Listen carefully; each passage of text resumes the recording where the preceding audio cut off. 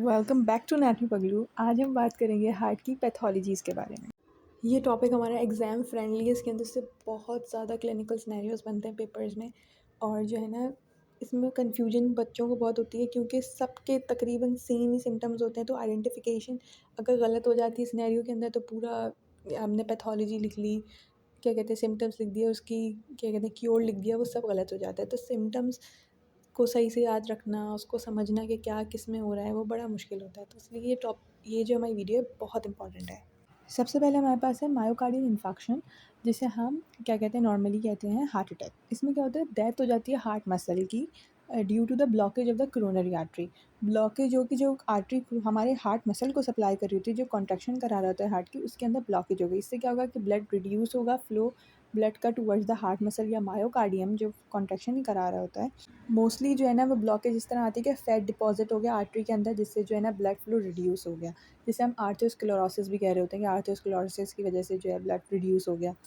Symptoms में सबसे पहले हमारे पास सीवियर चेस्ट पेन आ गया, पेन आ रहा है, रेडिएट हो रहा है लेफ़्ट साइड पे, जॉ की तरफ, लेफ़्ट शोल्डर की तरफ, स्वेटिंग हो रही है, नोज़िया भी फ़ील हो रहा होता है, कभी कभी वॉमिटिंग भी किसी किसी को फ़ील होती है।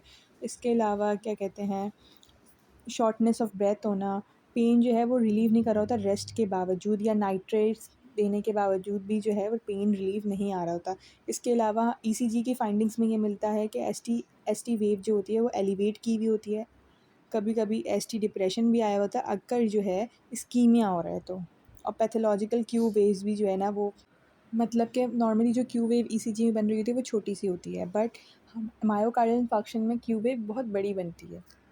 अब इस पिक्चर के अंदर जो है वो आर्टरी के अंदर ब्लॉकेज सी नज़र आ रही है, वो फैट डिपोजिशन की वजह से आर्टरी ब्लॉक हुई है। एंजाइना पेक्टोरिस में क्या होता है, चेस्ट पेन हो रहा होता है क्योंकि टेम्पररी जो ब्लड फ्लो है ना, उसके अंदर रिडक्शन आ रही होती है। हमने क्या देखा था कि हार्ट अटैक के अंदर ब्लड फ्लो पूरा ब्लॉक्ड हो रहा है फैट डिपोजिशन की वजह से, बट इसमें क्या होगा कि फ़ैट डिपॉजिट हुआ है बट फ्लो जिसकी वजह से जो है रिड्यूस हो गया टूवर्ड्स द हार्ट मसल, पूरी तरीके से ब्लॉक नहीं हुआ है।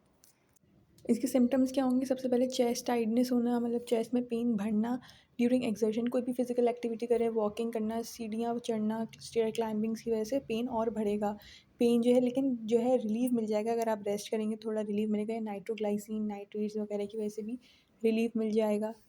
शॉर्टनेस ऑफ ब्रेथ होना जितने भी अभी हम हार्ट डिजीज़ मिलेंगे ना, उसमें अंदर ये हो रहा होगा सब में।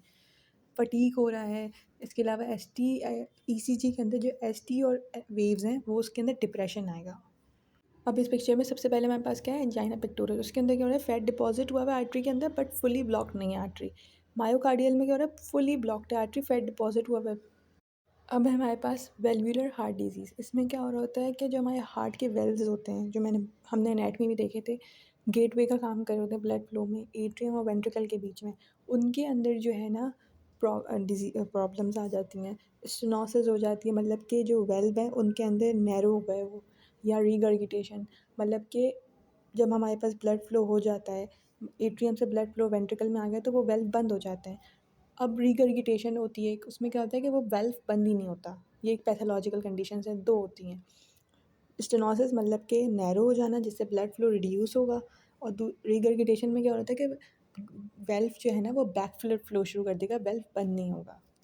अब इनकी कुछ टाइप्स आ जाती हैं। माइट्रल स्टेनोसिस मतलब कि लेफ़्ट एट्रियम और लेफ़्ट वेंट्रिकल के बीच में जो गेटवे था वेल्व, उसके अंदर स्टेनोसिस हो गया, मतलब नैरोइंग हो गई है, जिससे ब्लड फ्लो रिड्यूस होगा। इनके सिम्पटम्स क्या आ गए, शॉर्टनेस ऑफ ब्रेथ होना, फटीग हो रहा है, पैल्पिटेशंस होना, कभी कभी जो है ना कफ के अंदर भी ब्लड आ सकता है, मतलब स्प्यूटम में ब्लड आ गया। हीमियोटाइसिस जिसे हम कहते हैं, हार्ट साउंड के अंदर जो है ना वो डायस्टोलिक रम्बलिंग मिलेगी, मरमर मिलेगा। जो हार्ट साउंड होगा डायस्टोलिक रम्बलिंग मरमर होगा। इसके अलावा जो हार्ट साउंड हमें सुनाई देगा वो ज़्यादा अच्छा सुनाई देगा एपेक्स की साइड पे। अब माइट्रल रिगर्गिटेशन में क्या होता है कि हमारा वेल्व क्लोजर नहीं हो पा रहा, इस वजह से क्या होगा, बैकवर्ड फ्लो होना शुरू हो जाएगा, मतलब लेफ़्ट एट्रियम से वेंट्रिकल में ब्लड आ गया, लेकिन चूँकि वेल्व क्लोज नहीं हुआ तो अब दोबारा लेफ़्ट वेंट्रिकल से एट्रियम में ब्लड वापस आ रहा है। अब इसमें सिम्पटम्स क्या मिलते हैं, ब्रीथलेसनेस, सब में ब्रीथलेसनेस तो ज़रूरी है, पैल्पिटेशन होना, फटीग होना। इसके अलावा जो हार्ट साउंड मिलेगा ना, यहाँ से डिफ्रेंशिएशन होती है कि जो है होलोसिस्टोलिक मरमर, मतलब हम सिस्टोली का फेज़ आ गया, जब डायस्टोली में हमारे क्या होता है, हार्ट फिलिंग हो रही होती है फेस में। कार्डियक साइकिल के जो फेज़ होते हैं उसमें डिस्टली के अंदर हमारे हार्ट फिलिंग होती है, उसमें क्या होता है फिर हमारे पे वेल्व क्लोज हो जाते हैं, और सिस्टली के अंदर हार्ट कंट्रैक्शन होती है। बट इसमें क्या होगा, कि सिस्टली के अंदर भी जो है ना वो ब्लड जो मरमर मिलेगा उसमें क्या मिलेगा कि होलो सिस्टोलिक मरमर, मतलब कि सिस्टली हो रही है उसके अंदर भी जो है हार्ट की क्या कहते हैं लीकेज, ब्लड की लीकेज हो रही है। इसलिए मरमर भी हमें मिलेगा, होलो सिस्टोलिक मरमर एपेक्स की साइड पे ही मिलेगा ये भी। एपेक्स पर और एक्जीला की तरफ जो हमारे आर्म पिट वाली साइड होती है ना उसकी तरफ पेन ये मरमर जो है रेडिएट करेगा। थर्ड हमारी टाइप है आउटिक स्टेनोसिस। ये हमारा जो स्टेनोसिस हो जाता है, मतलब जो हमारे पास सेमील्यूनर आउटिक सेमील्यूनर वेल्व था लेफ्ट वेंट्रिकल और आउटा के बीच में, उसके अंदर नैरोइंग आ जाती है। उसमें क्या होता है कि हमारा ब्लड फ्लो लेफ्ट वेंट्रिकल से नहीं कर पा रहा होता आउटा के अंदर। इसके सिम्टम्स क्या आ गए, चेस्ट पेन होना, फेंटिंग होना, सिंकपी मतलब कि डिजीनेस होना, बेहोशी जैसा फील होना, इसके अलावा ब्रीथलेसनेस, फटीग होना। अच्छा, इसमें हार्ट साउंड कैसा मिलेगा, सिस्टोलिक इजेक्शन, मतलब कि जो सिस्टोलिक फेस है उसके अंदर जो है ना इजेक्टिंग, मतलब कि वेंट्रिकल जब पुश करता है ब्लड फोर्स से, क्योंकि नैरोइंग है ये तो वेंट्रिकल को ज़्यादा कॉन्ट्रैक्शन फोर्स लगानी पड़ती है, तो इससे इजेक्टिंग मरमर बनेगा। और क्या होगा, पेन जो है रेडिएट कहाँ करेगा, हमारे सेकंड इंटरकोस्टल स्पेस पे, और पेन इसका रेडिएट करेगा हमारी जो कैरोटिड आर्टरी होती है नेक पे, उधर पेन जो है रेडिएट करेगा इसका। फोर्थ है हमारे पास ट्राइकस्पिड स्टेनोसिस। ये किसके बीच में होगा, ट्राइकस्पिड हमारा वेल्व कहाँ था, राइट एट्रियम और राइट वेंट्रिकल के बीच में, ठीक है।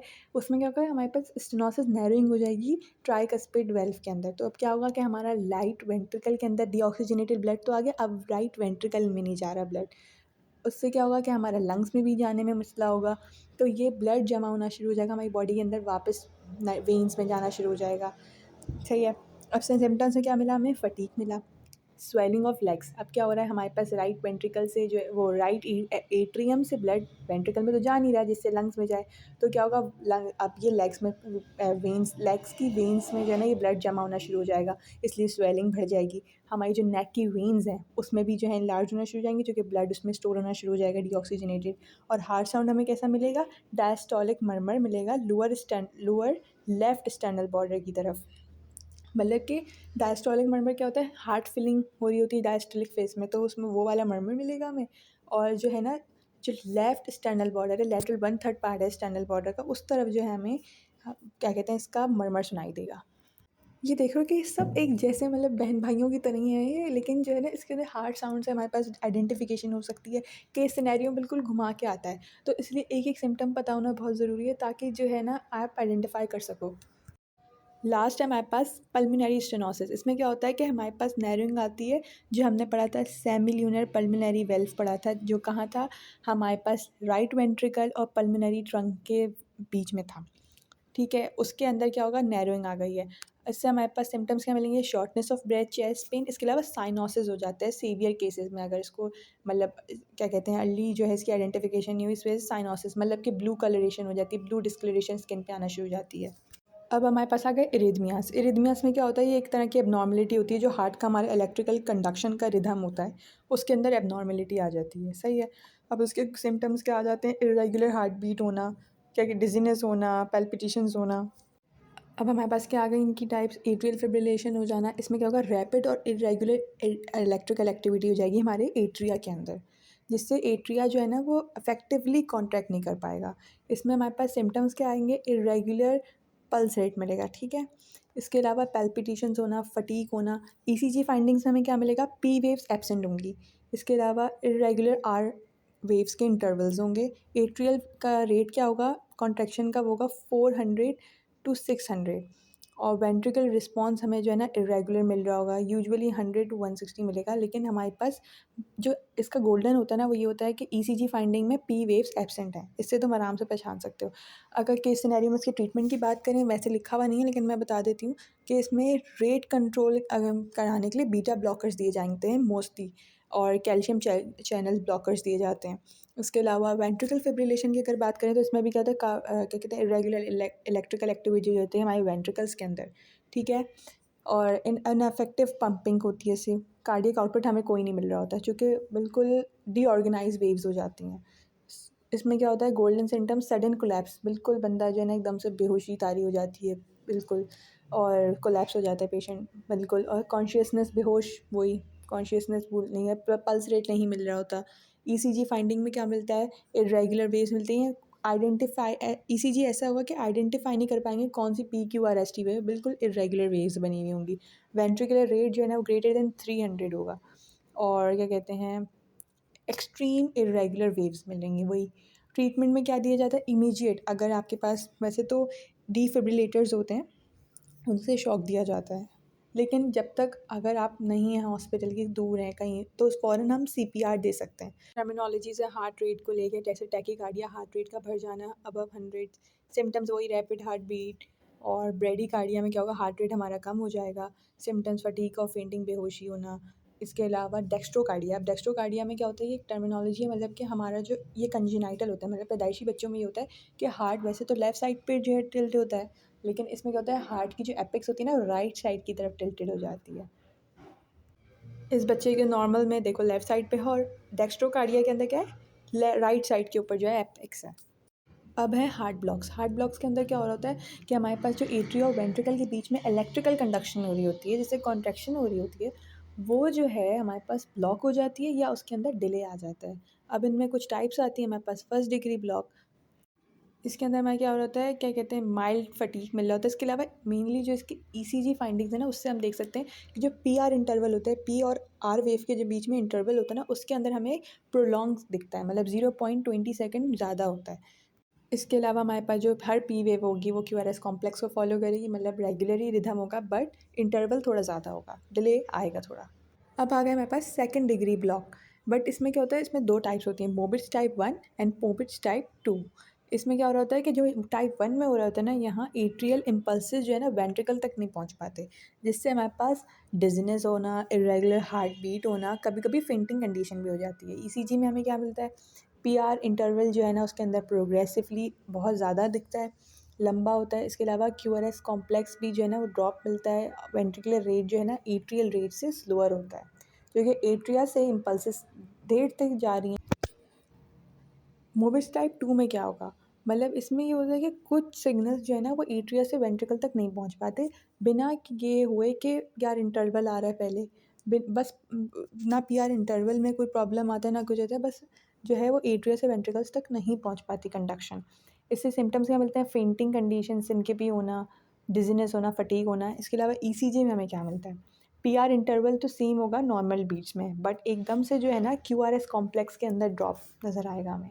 कभी कभी ये कंडीशन थर्ड डिग्री ब्लॉक तक ले जाती है आगे, अगर सीवियर हो जाए तो। थर्ड हमारे पास आ गया थर्ड डिग्री ब्लॉक। इसमें क्या होता है, कंप्लीट ब्लॉक हो जाती है एट्रिया की electrical conduction from atria to ventricle. सही है, इसमें सीवियर डिजीनेस हो जाना, सिनकिपी हो जाना, और जो है ना ये स्ट्रोक एडम्स अटैक्स भी आ जाते हैं, मतलब कि सडन एपिसोड्स ऑफ सिनकिपी। वही कि हमारे पास क्या होगा कि एट्रिया से वेंट्रिकल तक क्या कहते हैं इलेक्ट्रिकल कंडक्शंस नहीं जा रही, जिससे हमारे पास ब्लड फ्लो नहीं होगा टूवर्ड्स द ब्रेन, और टूवर्ड्स द ब्रेन जब वो नहीं होगा तो फेंटिंग कंडीशन एकदम से जो है ना वो तारी हो जाएगी।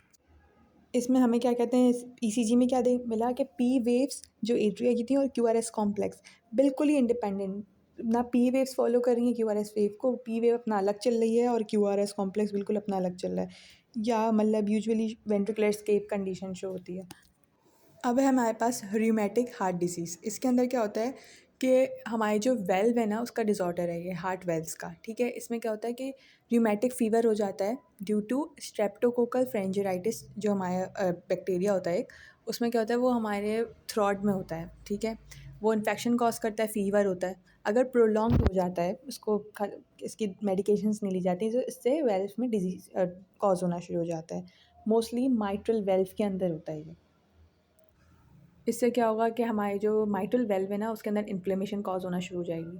इसके अलावा सिम्टम्स में हार्ट मर्मर मिलेगा, जॉइंट पेन, अगर किसी भी तुम्हें हार्ट पैथोलॉजी के अंदर जॉइंट पेन आ रहा है तो तुम इससे शायद आइडेंटिफाई कर सकते हो ये चीज़ कि हाँ भाई ये रूमेटिक फ़ीवर की बात हो रही है। शॉर्टनेस ऑफ ब्रेथ होना, पैल्पिटेशंस होना, ये सब तो नॉर्मली सब में ज़्यादातर में हो रहा है, लेकिन जॉइंट पेन से और फीवर से तुम आइडेंटिफाई कर सकते हो।